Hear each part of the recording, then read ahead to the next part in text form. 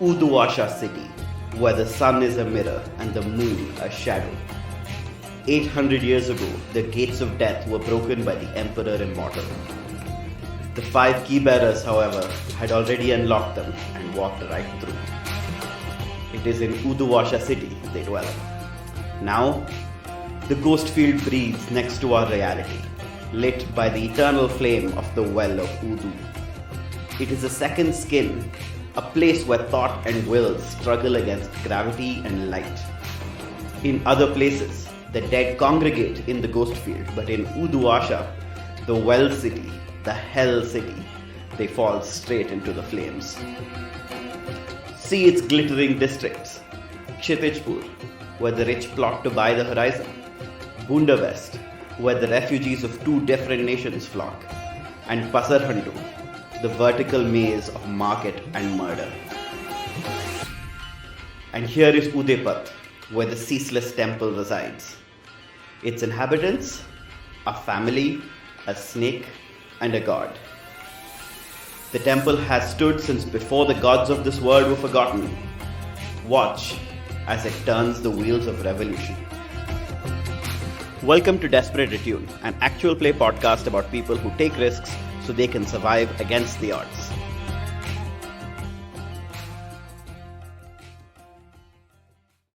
Well, hi.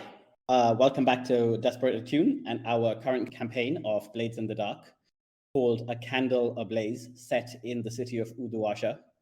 I'm Tree, or Soumithri. I'm your GM, and I will be running this game for you today. My name is Emma. I am playing Joan, a retired ghost fighter, and I use she/her pronouns. Hi, I'm Klow. In real life, my name is Zoheb, and I'm a he/him, and I'm playing Miraz Chakraborty, the crew's leech, who is an engineer turned cult leader. I'm Prince, he/him. I play Vickers, a roof baller and Miraz's wife. I'm Soap. I play Abbas, the religious scholar, and pain in Miraz's side. And my pronouns are he and him. Oh, I actually forgot my pronouns, which are all of them. I really don't care. Let's do a quick recap of what happened last session. We left off, shall we say, halfway through downtime. I think we did some downtime with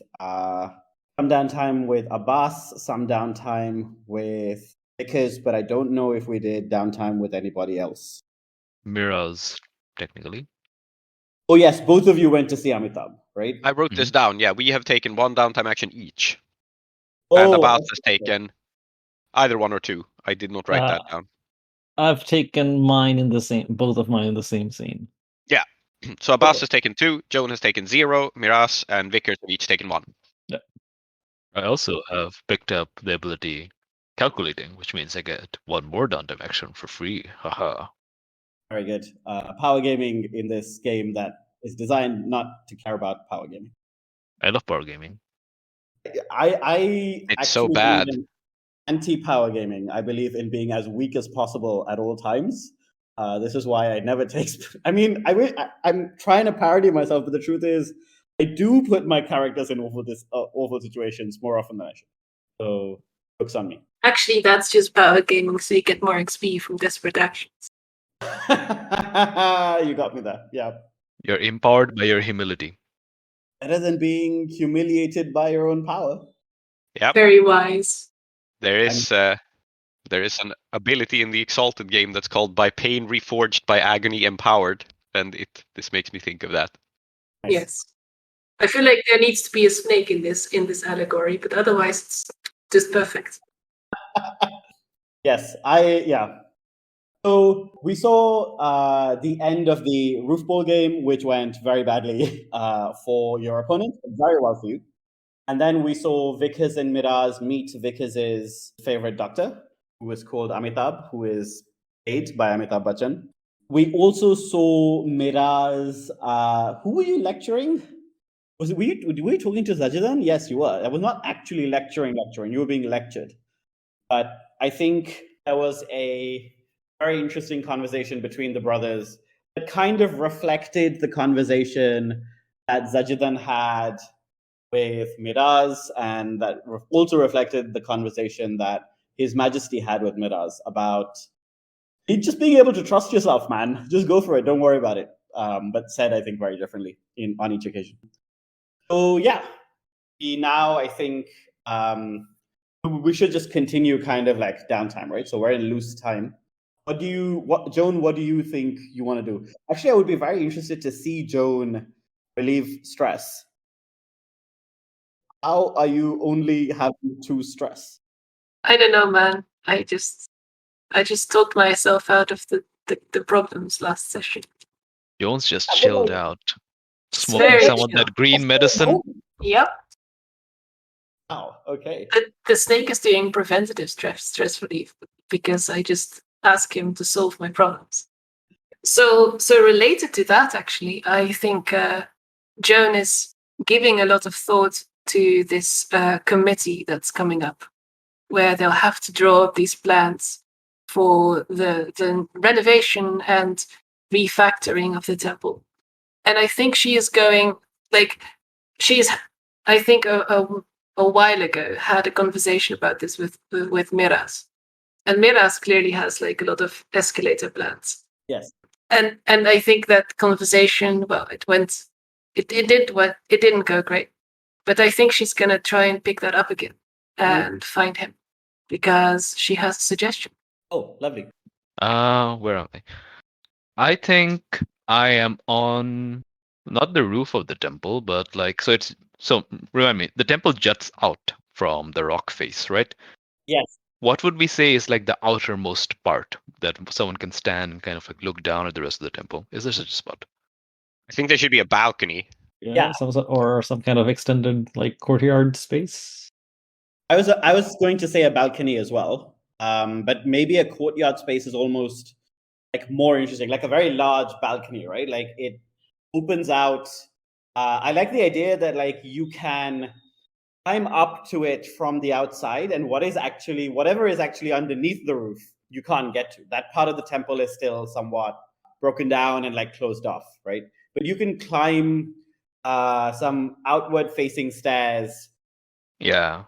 You know what? I think this balcony, it is the way to get to it is known basically to a few people. Like Miraz kind of found it out on his own when he was a young boy, and this was kind of like his spot to kind of sit there, hang out with some of his more brave and athletic friends when they were like really young.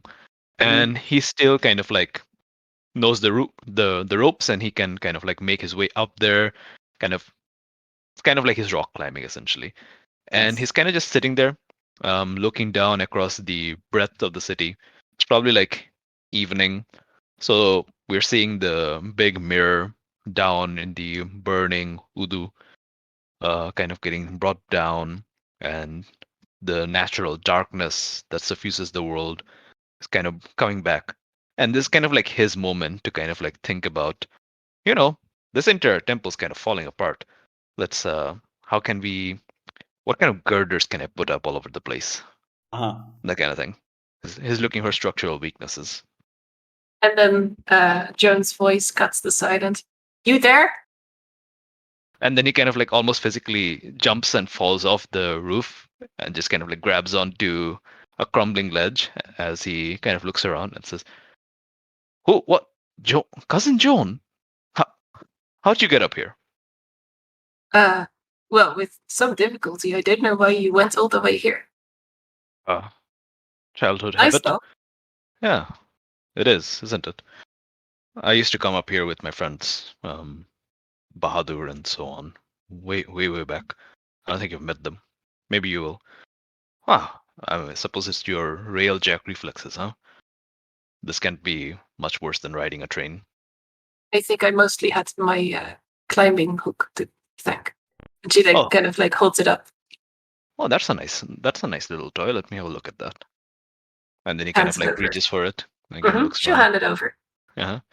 And he's kind of like looking at it and kind of like marveling at it as how light it is, how strong it is, and the flanges go like this. And yeah, it's clear to you that he is not thinking about what you're here for, why you were looking for him, etc. I had another thought about that committee that's coming up. Yes, the committee to approve the escalator design that I've been drawing up. Yes, Yeah. that committee. That one. Among other things, of course. Yeah, a few things. The structural weaknesses and so on. I do enjoy the intimacy and the privacy of having this own place for myself, but maybe if we could get a proper walkway up here, more people could come up here and have a look at. This is a wonderful spot. It could be a bit of a tourist attraction, couldn't it? I was kind of thinking about, well, something related exactly to that, actually. I feel like the Bashundara and her people are going to push really hard. From their perspective, they're getting what they want, right? They get a chance, at least, to make this place into something that serves them on the outside. Mm-hmm. And we're going to push against that, knowing what is needed here, knowing what we need. But I'm not sure we know what the other people who depend on this temple really need. Like, who is out there in just like in this neighborhood, and how can we make this place better for them? And since you're like the the head of this whole operation, I guess I thought we'd go ask around for a bit. Miraz is clearly thinking. And as he's thinking, he's kind of like swinging your grappling hook around, like, around him in like circles and so on.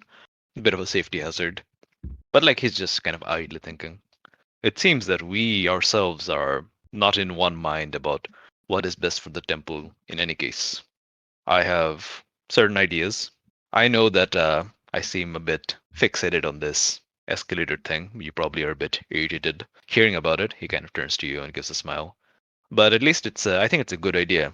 And I think it's a good idea that is unquestionably good. The other things, though, that Bushindhara wants, I don't know. I don't know what's good for the temple. I don't know about this whole tradition stuff.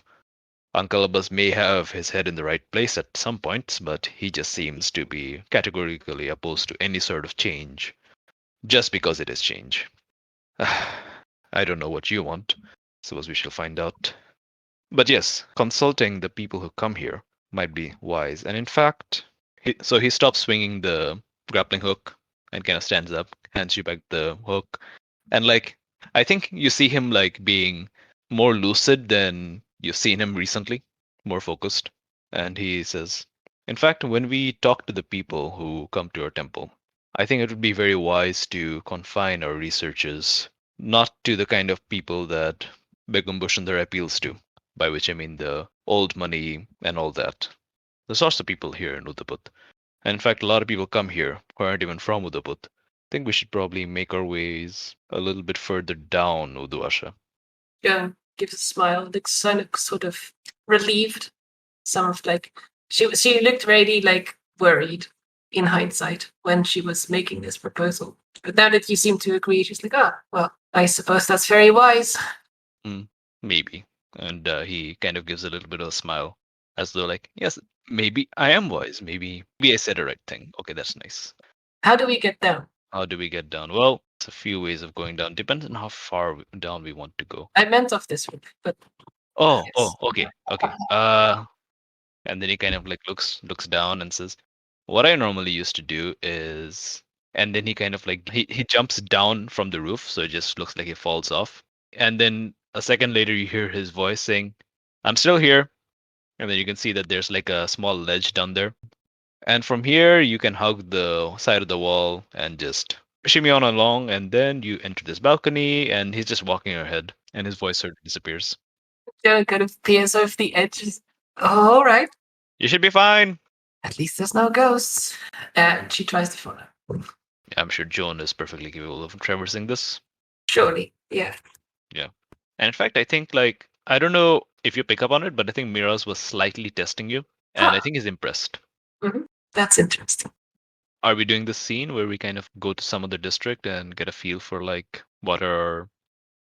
I was about to say constituents, but what I mean is congregation. Mm-hmm. Yes, what our congregation from the more working class and so on might want. Yeah, I thought that was what I was envisioning as the downtime action. All right. Excellent. Where might we go? So let's open up the Uduasha map, Yes. which we should definitely figure out some way of like making this viewer facing. Absolutely. Okay, so Udaput connects to the Imperial Ward, Kshitijpur, Golampith. Golampith makes sense. Yeah, absolutely. Is that where we go? Seems so. All right. So I think this is the first time we are seeing Golampith on screen, right? Yes, I think it is the first time we're seeing it on screen. So let's talk about what it looks like and what it is. How, like, in fact, I think the first geographical thing to think about is Udaipur is really at the top of the well. That is the city of Uduasha. How far down is Golampith? I don't think it's that far down. No, actually, no. Let's say that. Yeah, let's say it's actually a fair way down. Yeah, I prefer that actually because it is connected to the mining district, the Hand, which will come to some other time, I suppose. But so if it's connected to the mining district, it's probably fairly low down. Yeah, and it's like also directly connected to the Udu, so I can imagine it being near the bottom. Yeah, so they put this like all the way up there, and then there's like I don't know elevators or something that bring us down. Yeah, it is in fact quite a long way away. As you walk through or travel through the city, from Udaipur, probably again through Pasarhantu into Golampith, you see that even the light of the sun, which is to say the mirror that pretends to be a sun, does not fall down here as well as it otherwise might, right? Because the entire city is above you, and most places are cloaked in shadow.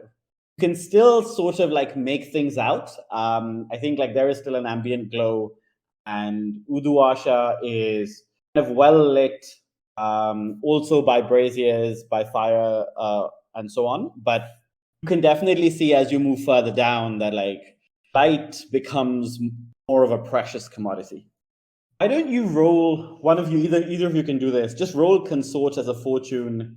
And this is not for like if you want to work on a project or whatever, it's not really about that. It's about, let's see what kind of person you are likely to meet, or how well they may be disposed towards you.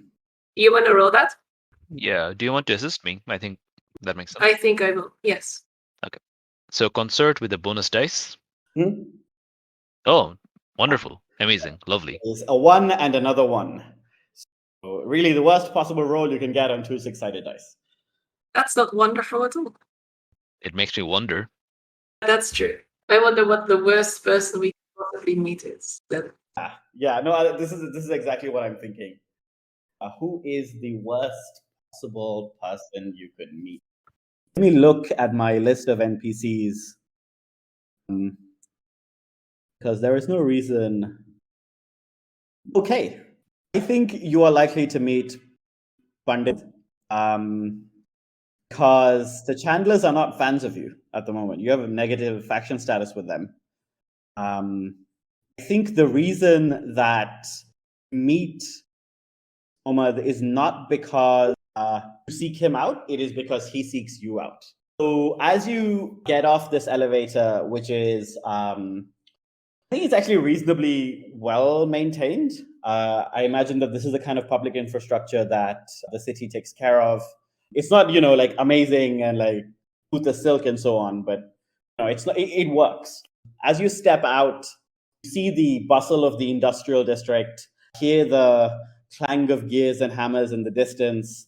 I don't think it's that like he like approaches you straight away, right? I think it's that we see someone notice you and pass a message along exactly the way that we've seen these messages passed along before, right? Like they kind of like tag one of the young children who make a living doing this and pay them to take a message to Mohammed saying someone he's interested in is present. And he is the oldest Chandler left alive. He, in some ways, is a contemporary or even an elder to Zajidan.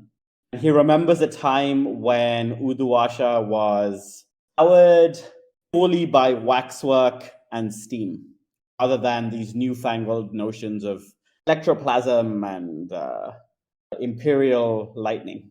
Muhammad is a very old man whose skin really looks like a shriveled up raisin. He has probably lost a couple of inches over the last 10 years of his life because he's just shrunk.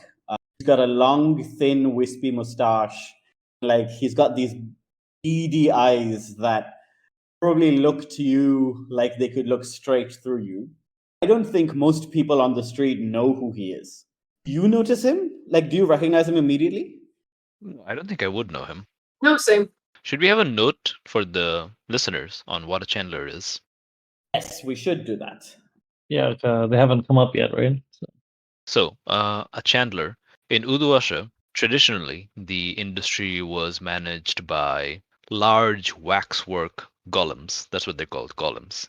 They're very similar to what in Duskwall are called hulls, like ghost haunted machines. But a golem is accumulated not just from like regular wax, but from the wax that is created by the bees that come out whenever someone dies. And the bees come out, they eat the people, and they go back home, and then they make wax. And this wax has magical properties because it's essentially the accumulated detritus of lots and lots of people who've died. And you take that wax and you make a fake person.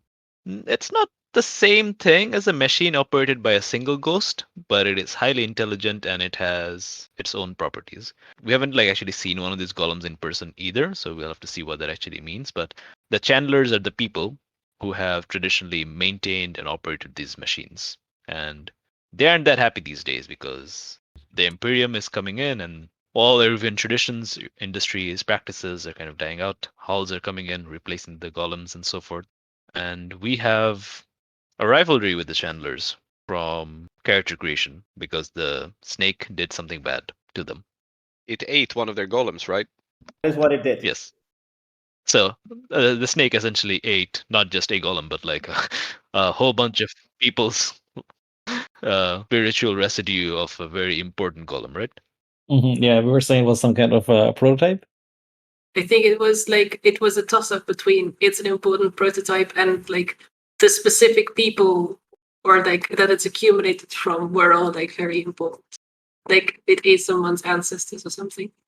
It's probably somewhat unclear exactly what it is, but it may become clear now as you speak to Mohammed. I like the idea that in character we have no idea that this happened at all, and that we have no idea they're mad at us. Yeah, so I think Mohammed appears, has a little cane. He's got like a cool Chandler waxwork cane, right? It glows from the inside with some light, and it was probably given to him when he retired, which now is about 30 years ago.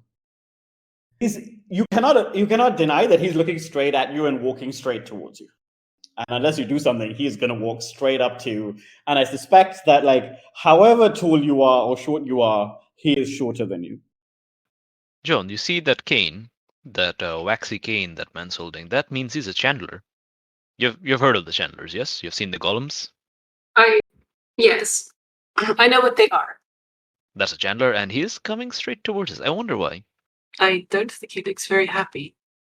It's probably because he can see that I'm an engineer, educated in Dustwall and all that. I've got my spanner and so on. These people, they don't like that sort of thing. They like to hew to their traditions, you see, John. They don't believe in sparkcraft. So I'm supposed it's going to be a whole Uncle Abbas thing again. And you can see that Miraz is kind of like lightly amused by the situation as he kind of like turns to face the Chandler and puffs his chest out and goes, hello there. You have some nerve showing your face around here. You want to say, see, I told you. Poor God destroyed one of the most important prototypes, a project I spent years lobbying for. Not even a word from our old friends at the Ceaseless Temple, not even a single groat, not even a penny of recompensation. Just ignorance. This is what happened. We are not in control of our God's actions. He does not answer to us. What would have come up? Pretend like you don't know. I don't know. You just said that we're ignorant. I am ignorant. What's happening?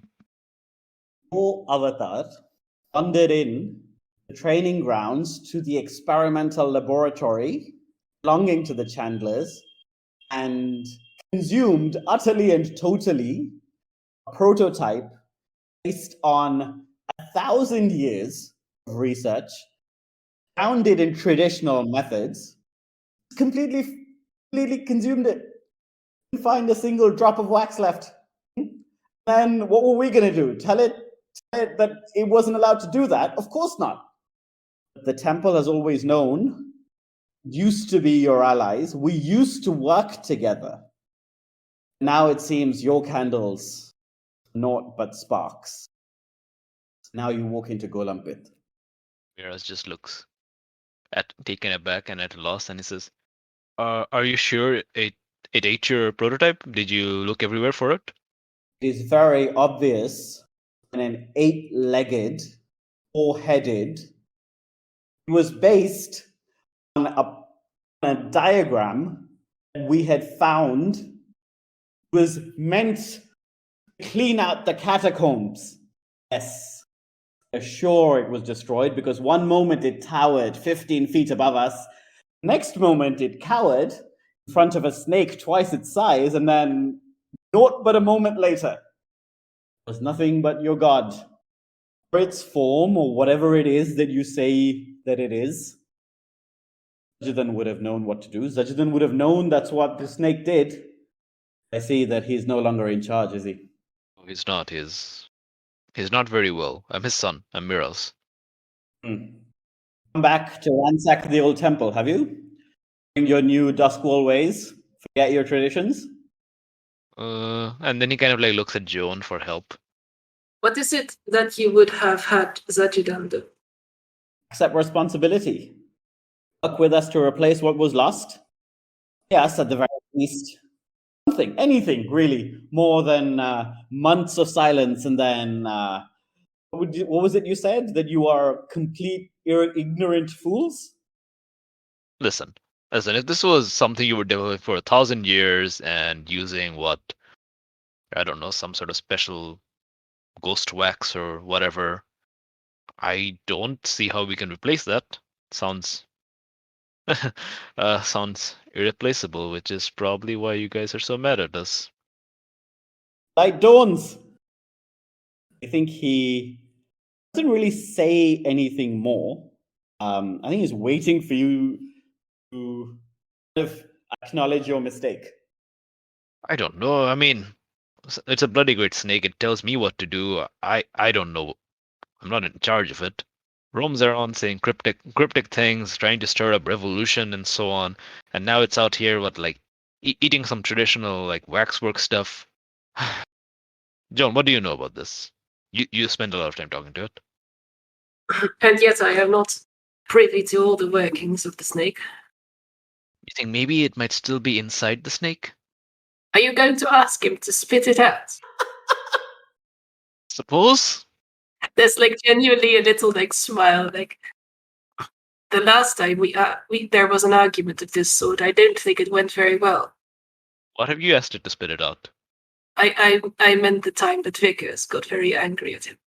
Oh, I mean, I'm not angry. I just want him to spit out the thing that. Okay, fine. And then he kind of turns back to, and then he says, "Sorry, what was your name?" I'm Pandit Mohammed. I'm the Chandler Emeritus, the oldest living member of this famed brotherhood. That you do not know my name is an embarrassment to you. I'm not really from around here. I mean, you can't have it both ways. You can't keep telling me about how I'm ignorant and how I'm not from here and then kind of hold that against me. Now, that's not really fair, I don't think. I'm trying to learn. I'm trying to do my best. Listen, we are very sorry that our god did this. We don't know what to do about it. It sounds irreplaceable, so I don't know what I can say to that will replace it. I mean, I'm a Sparkcraft engineer, but it seems that you know all about that. All I can do is replace it with a hull, which I imagine is the last thing you want. So I'm basically at a loss for what to say, except that we are very sorry. And we are not his minders. This is not some animal that destroys something and then his owners or pet keepers are expected to pay. If I thought your god was an animal, I would hunt it down. I still remember the old ways. even if its own devotees do not. Wish to know what you can do for me? Very well. You can work with me. Say you're some kind of Sparkcraft engineer. It means surely that our primitive and old-fashioned waxwork must be beneath your notice. I'm sure you could pick it up in no time. I'm not talking about someone who works for you. I'm talking about you, little Mr. Head Priest. We're going to devote your personal attention. Then, you do a good enough job, I will accept you have made reparation. Miraz kind of stands there, scratching his head for a bit and saying, "You know what? I'm going to roll study fortune, and I'll say why once I've rolled." Yeah.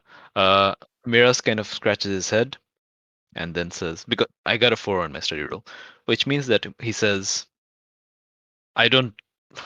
Sparkcraft is the manipulation of plasm derived from spectral energy in the service of the creation of electricity, which then powers all manner of all manner of things. Really, I mean, the applications are limitless. And as I understand it, the golems of Golampith are constructed from spirit wax, which has various arcane properties that are beyond my ken, beyond my expertise. And where our purposes would intersect would be the creation of things like hulls, which normally are powered by electroplasm, but in this case are, I believe, not powered at all, your golems. They're just quasi-living, running on residual ghost energy for ever, which is a remarkable thing. But that's what I'm trying to say, Pandit. I know how to create something like a golem, but the principles are completely different. You would have to teach me, and I don't know if these things can be taught. I understand. Do you not have apprenticeships that go on for decades? Yes. Those apprentices, as you might imagine, now have their hands full trying to justify to the Chandler's Union why they have spent so many hours and so much money on something that has completely ceased to exist. I'm afraid that in order to make back all of the time and the money that they must work now for the Chandlers before they may return. Oh dear. Actually, you know what? Tell you what. I don't think I can make you a waxwork golem. I don't think I can repair you in that way. What I could maybe help you with, if it doesn't bother you, if it's not beneath you, is help you design something for the same application that your prototype was for. Okay, I think this is a role. Yeah. And I think the reason there is risk here is that you are offering something that is not exactly what he wants. And it will kind of involve him compromising on something that's very important to him because he's very conservative and so on. But nonetheless, it could work, right? So yeah. Let's say I'll push myself. Sorry, did you say risky standard? I said risky. I was going to say risky standard, yes. Risky I standard. think I want to assist. Okay, thank you. I'm pushing myself for an extra dice, but please, how do you assist? I think Joan will add, it may not have been without reason that our god destroyed the prototype. Sometimes things cannot stay the same or become as you hoped. This is what we can offer. He keeps going on about change this and revolution that and so on and so forth. Maybe he looked at your accumulation of thousands of years of effort and he's like, nope, none of that. Be honest, if you try that, you may move down to limited effect because you've just insulted him to his face. Oops. We mean only to say within that dogma, this is what we can do. Something different. Perhaps it will be a benefit. Okay. I mean, okay, in that case, let's say that we're still at standard, but the standard effect looks different now. That's what Joan was saying. That's not me justifying. Yeah. I don't mind it being desperate standard then. It seems like a fairly major issue anyway, right? It is. I think here the desperate consequence is just you are risking your faction status getting worse. I think that even on a mixed success, what will happen is like the organization will think worse of you. So even if you manage to convince him, you will convince him of this, but he's still going to be vocally unhappy with you about this. I think we're at -2. So does that mean that if we fail this roll, we go to war? I'm sorry, were you? I Interesting. thought you were at -1. Give me 1 second. Because war is a big We're at deal even -2. for them. Okay. Why don't you make a clock? I think then? let's do a clock, and let's say the standard 3 ticks out of 4, right? Like you are like one bad move away from them declaring war on you. If this goes badly. Well, I rolled a 6, so we don't need to worry about that. Fantastic. Okay. Pandit Mamand is a man of the future, apparently. I don't think he is a man of the future, but I think what he will say is because what you want him to do is take you up on your offer, right? Yeah. I think what he will say is have an apprentice, an intelligent girl, ambitious, and what your god did probably wrecked any chance she has of advancing within the organization. She's the lead on the project. We'll work with her, and you will teach her as she teaches you. And the thing you produce better be the most incredible invention anyone in Uduasha has ever seen. You understand? I mean, let's not get too hasty. I mean, sure be good. I'm sure it will be better than what would have been wrought otherwise. It is ordained. No, Joan, let's not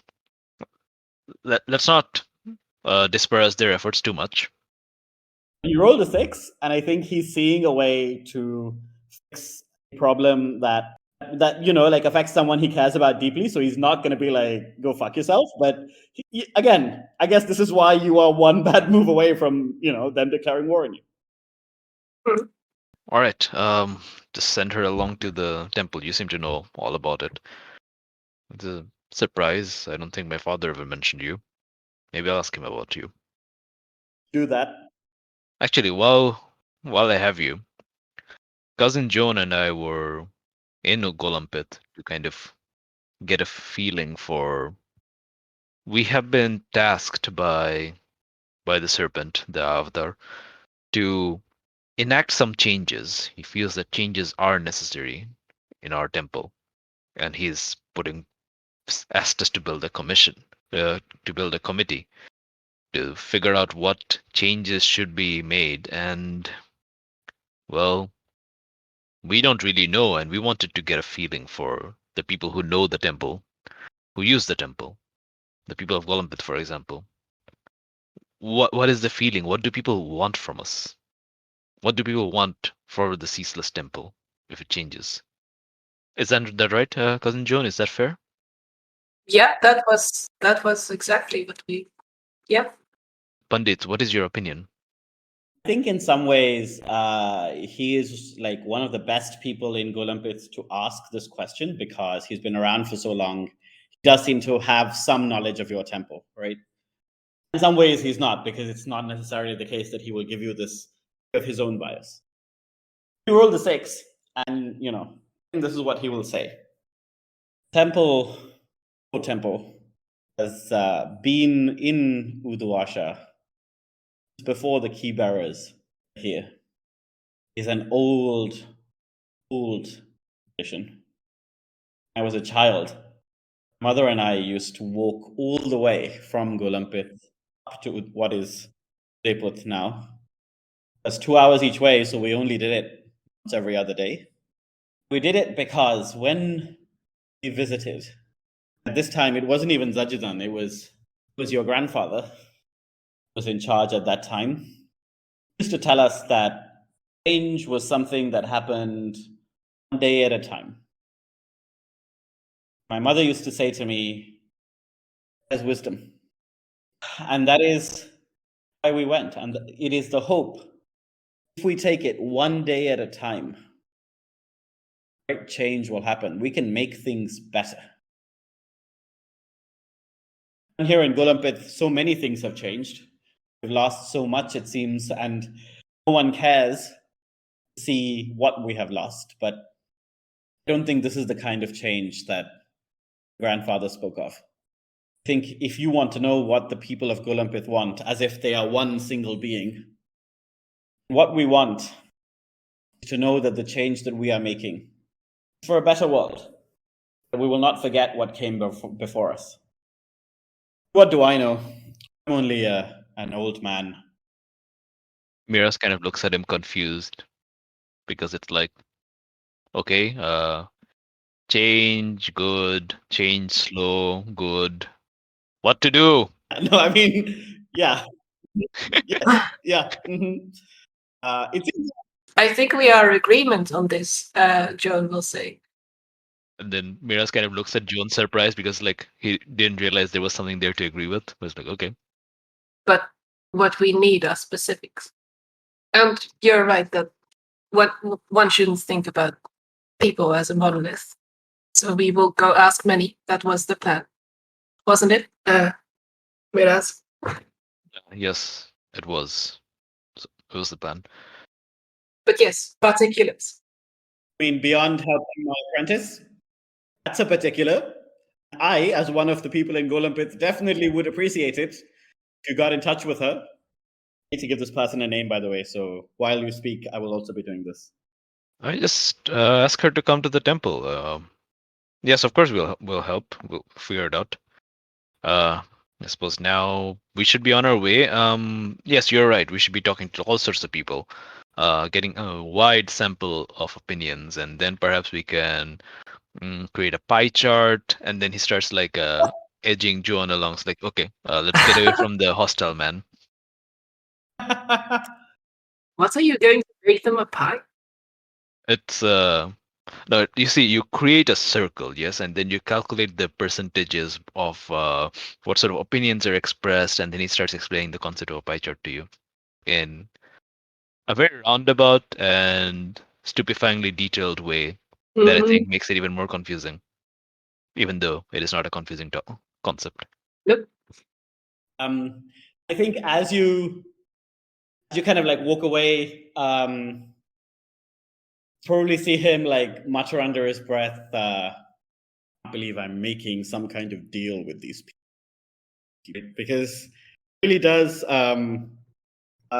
really does baffle him. He agreed. Yeah, I think like he is this desperate and he does want his apprentice Shama to be given the opportunity to shine, which he thinks she deserves. But you have caused him, or rather your god has caused him great harm. And I think he understands well enough that you're not responsible for it. But that doesn't mean that like you can fail to acknowledge it or make reparations for it. Because that is how it goes if your god really does exist and then does things to fuck other people's shit up. Once he's out of earshot, Joan turns to Miraz and says, I can't believe we're making some sort of deal with this man who's making direct threats to the Infinite One. He is right. I mean, what, 1,000 years of work? I'd be hopping mad myself. I understand that he is frustrated. But think of it this way, Cousin John. Ultimately, it's not just about our temple. We want to improve our temple, right? There's things that need to be done, despite what Uncle Abbas says. But what is the temple if not a place for people to come, to have their blessings? They feel good, but then there's the community to think about, right? And the community needs things. They need, well, I suppose they needed that golem over there. Though I suppose if the golem was a good idea, they wouldn't have needed 1,000 years of testing to make it work. So it's probably a good thing that the snake chewed it up. If the golem was a good idea, he wouldn't have eaten it. That's exactly, Miraz says, lying, because he doesn't think that the snake just does things that are only good. Yes, exactly. Exactly, you're right. But, okay. So he's mad about losing the golem, even though he probably shouldn't be. Losing the golem probably isn't a bad thing, etc., etc. But the golem seemed to have a useful purpose, right? The catacombs or whatever. That's a thing that we can come in and we can fix. We can do it even better because now there'll be something better than the golem. So that's why I agreed, because if he wanted, I don't know, some random horseshit thing that did nothing useful, that's a complete waste of time. But now, I don't know. Now we can actually probably do something helpful for people. I can do something helpful for people. She sighs. I suppose that's true. I suppose that's right. Yeah. Let's see how it goes. Maybe his apprentice is actually an idiot, and it will never go anywhere. And I don't know. I think these Chandlers, they're on their way out anyway. I have nothing against the Chandlers in principle. I guess maybe I got carried away. I just don't like this man. No, I mean, cousin Joan, think about it. These Chandlers, these golems you see around, and I think I pointed one. Right, that's kind of lumbering past. Look at it. I mean, it's very impressive in a sort of like artisanal craftsmanship sort of way. Thousands of years of work and all that. So many people's ancestors, etc., etc. You think that thing there can hold an empire together? You think that thing there can connect cities across the coastlines? You think that can build? There isn't a single golem train, is there? Like Waxwork hasn't built a train. Like you're a Railjack, like the things that we need in our daily lives as a civilization across the world. Only Sparkcraft can do that. This things they're doing here, they're just quaint curiosities now. I understand that this is your character saying this, but I also understand you are saying this as a personal attack against me personally. I just wanted you to know I noticed. Like it's very familiar rhetoric in one way, right? So like yeah. Like it's familiar for a reason. I have also like in my checkered past been known to say it. So I'm not necessarily saying, that's to anyone who believes this, but yes, it specifically pains me. I don't necessarily believe in it myself. But yes, I think Miraz having opinions that I don't share is interesting. Absolutely. We are all playing difficult and opinionated characters. Yeah. Maybe that should be a tagline. Anyway. Yeah, that's a good one, though, to be honest. Yeah.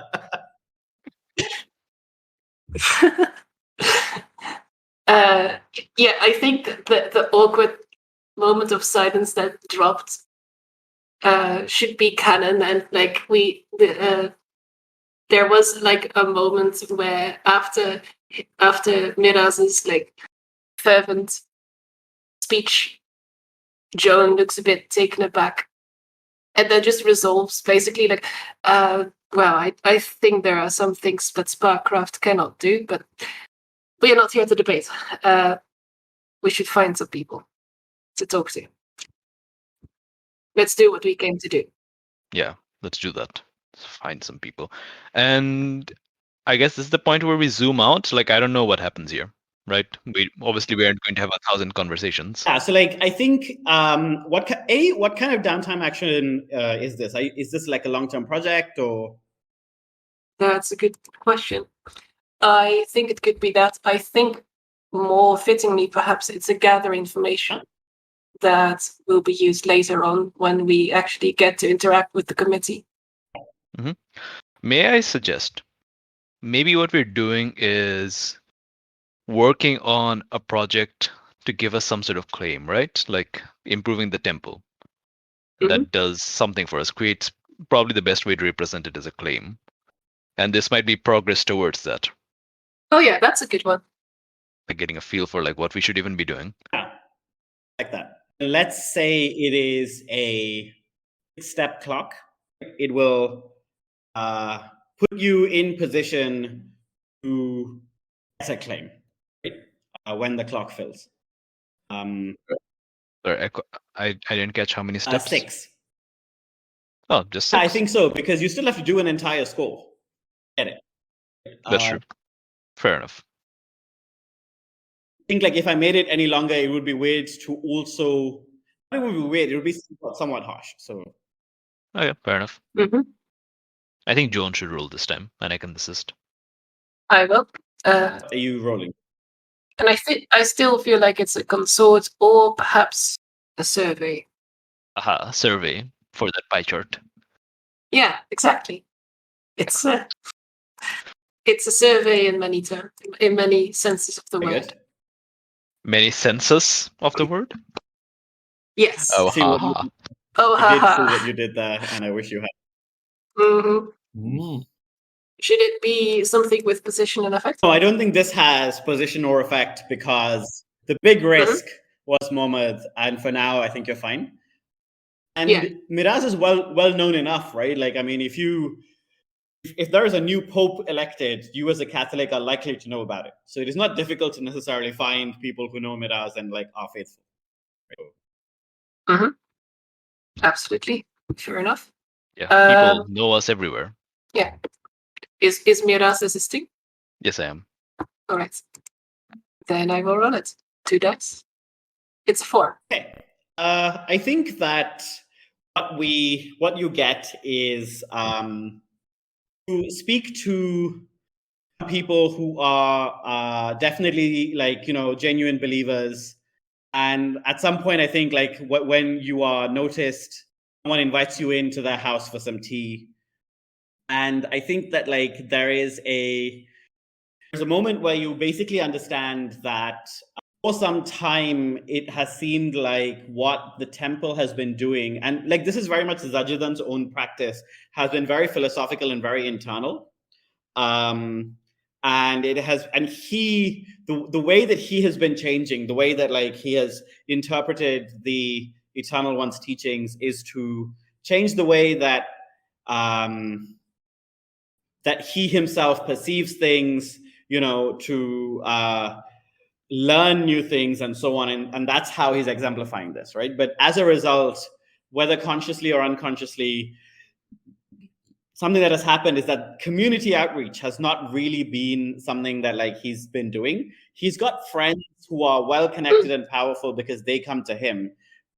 I don't think he used to come down to Golampith regularly to like preach. You definitely get the feeling that like they would like that. They would like a more like. Why should I go up all the way? I've got work and stuff. Wouldn't it be nice if you came down for? Cool. Interesting. Good to know. So what we need to install is a complaint box. What we need to install is many small temples. Want a decentralized Franchise. chain of temples, maybe square or block in shape. That's I think like that's the solution, guys. That's definitely the solution. Mm-hmm. We're gonna Even take if the your map local and we're franchise gonna today.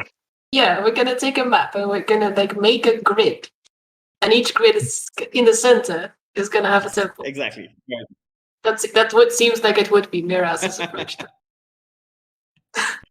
You guys need tram lines and bicycling. That's what we need. NFTs, non-fungible temples. we're gonna have a hotline straight to the Sanctum Sanctorum. This is Miraz is clearly a mass transit enthusiast. He loves trains. Yeah. Yeah, so there should be tram lines and cycling lanes. Electroplasmic cycles. Electroplasmic segways. Very good. Okay. Terrible and amazing. Great. Okay. So yeah, that's your clock worth 2 ticks, and I think that definitely actionable information, but not necessarily most useful or ones that like you wanted to hear. We'll keep chugging away at it. So that was Joan's downtime. Mm-hmm. Who's next? It was. Was that both of Joan's downtime actions, though? I think it was one of my downtime actions. Yeah. We can speed up the rest. That was a long scene. I have to resolve our entanglement with our team, so Ah, yes. I would like to do that, and I will probably fold my downtime action into it. So, and just FYI, I'm probably going to solve this by not solving it and just paying a rep. Just That's FYI. totally fine. But what I'm envisioning here is that we have won a match, and then we got gang trouble. So the team is causing problems. And I think I want to introduce one of the team characters we haven't seen yet, Klotepir, who is a large urban shaman who speaks the lost language of Udiput. I think what he is doing is that he has made a trash bonfire, because that's what urban shamans do. And I think the reason why we always have a new lucky item every match is that after a successful match, it is sacrificed in tanks atop the trash fire. And so I think we will see Klotepir sacrificing this one fingerless glove by throwing it onto a trash fire. And I imagine that our neighbors are not like too happy about this situation, but I will leave that to you, Tree, exactly why this is a problem.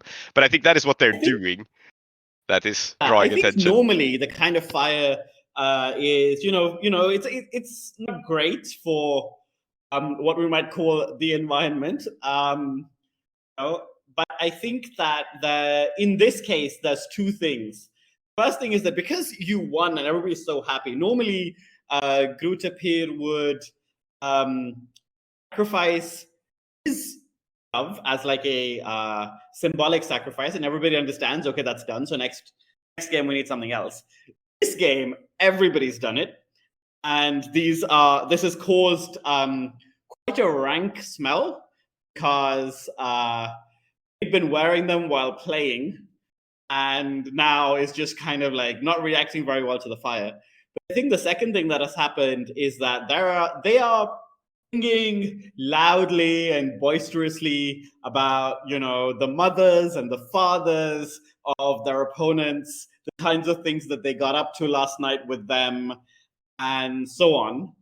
And it's not really that you have scovish neighbors who would take offense to this. You definitely, on the other hand, have neighbors who are like, we're trying to go to bed. It's bad enough you had a roof bowl match without, trying to like make sure that we were fine. But his life, now you're singing about how you've won. I hate this. It smells awful.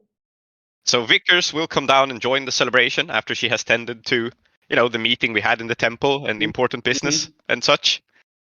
She will stride down, probably not in her captain's uniform now, but in her like more everyday wear, which is still kind of an insane combination of Iruvian and Akorosi fashions, because just like with her cooking, she has a very strange sartorial sense where she just mixes and matches. I'll wait for Vickers to wear a sari one day, but yeah.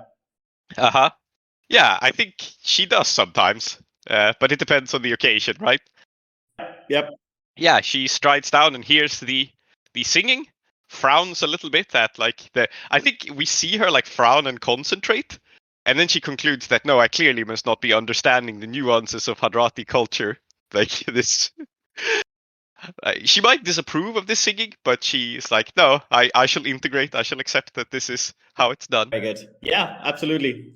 And so, are there any neighbors like here complaining? I think like one of the reasons this is happening is there's some uncles who I think like they're very familiar to you, right? Because they are on other days, they're the kind of people who hang around the temple, like there's a chaiwala outside, they're drinking chai, whatever, right? Like in this case, they are kind of irate, telling your team to knock it off, not really getting anywhere. Your team has just been in like a very violent fist fight.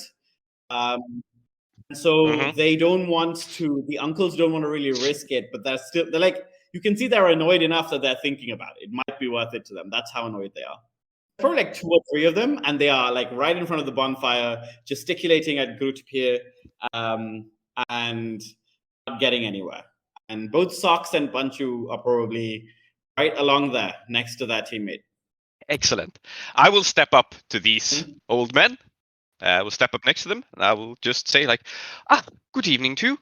I do hope you'll enjoy the celebrations. I realize the smell is a little offensive, but one gets used to it. I guarantee you. Hey, celebrations, ma'am, we're trying to sleep. Can you please understand that this can't go on all night? It's 7 p.m. I presume there's PMs in yeah. Oh, it shan't go on all night. Not to worry. Not to worry. Already gone too long. Because... Well then, gentlemen, why don't we finish the evening off with a bang? Now, I brought food out for the boys and girls, and you're very welcome to join us. And Vickers is basically going to invite them to eat and attempt to calm them down. And I have no idea if this can even work, but that's, I think, our first approach is to, it's a party, everyone's invited. I think that one way that you can lose rep here is that it's impolite to decline the food, but the food is so bad, yes, they will all go home and whinge to their partners about it. Perfect. Yes, I think this is exactly what's happening. I will solve the problem by not solving it, and someone please knock off one rep from us. So I will host a party for them, and it will So suck. I think like the one who is yelling at you is about to be like, "Go fuck yourself," and then someone else like just pushes them aside and says, "Biryani," knowing that it's not what they are expecting. Yeah, I think that is precisely what happened. I will set them up for like, oh, you get free food, and it's going to be high quality, and it's going to be really nice, and then they'll be very disappointed. So and like this person like, "Arey yaar, it's biryani. Come on, it's okay. You know, we've all had some wild nights. Let's just have some biryani and hang out with our friend. You know." And then you see them, and it is also impolite, by the way, to leave food uneaten. It is impolite to throw the food in the trash. Yeah. They are really going to struggle Yes. eating this. Perfect. So I shall browbeat them into being good guests and me being a good host, and then they will talk behind my back about it. This 100%. Is how it works. I have been very polite and also very rude at the same time. So I think like you lose the rap this way. Obviously this is the kind of thing where it will fuel neighborhood gossip for weeks. Right? So we'll see how that goes. I think also I'm taking my downtime action of indulging vice here at the same time because I'm hanging out with my team. It sort of makes sense. My vice is roofball, but I think hanging out with the team kind of counts. Like I'm having a party with them. I feel like that's indulge vice shaped. Right? What better way to relieve stress than to party with your friends? Yeah, and the team needs.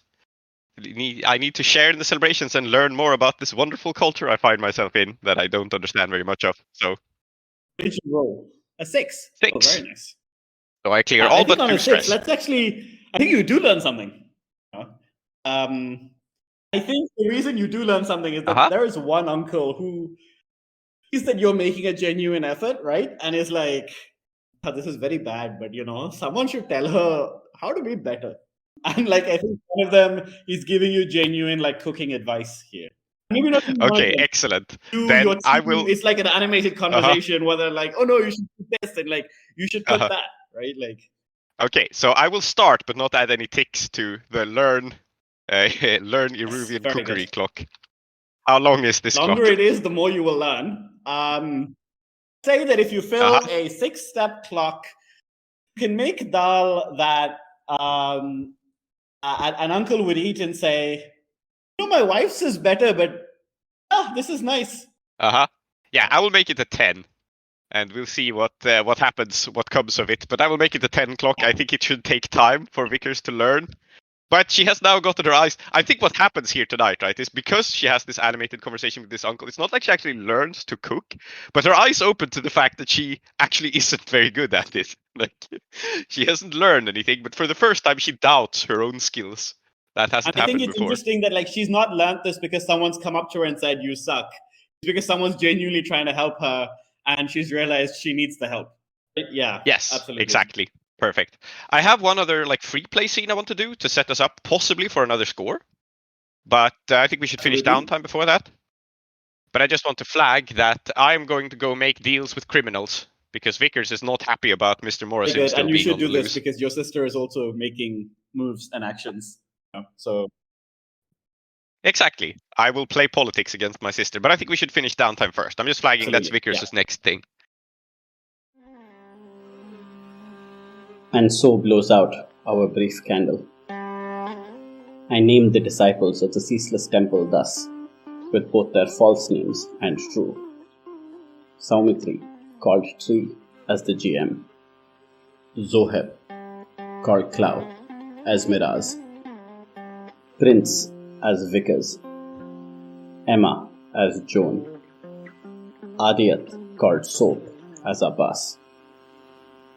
Blades in the Dark and the original inspiration for Udo Asha by John Harper and Evil Hat Productions.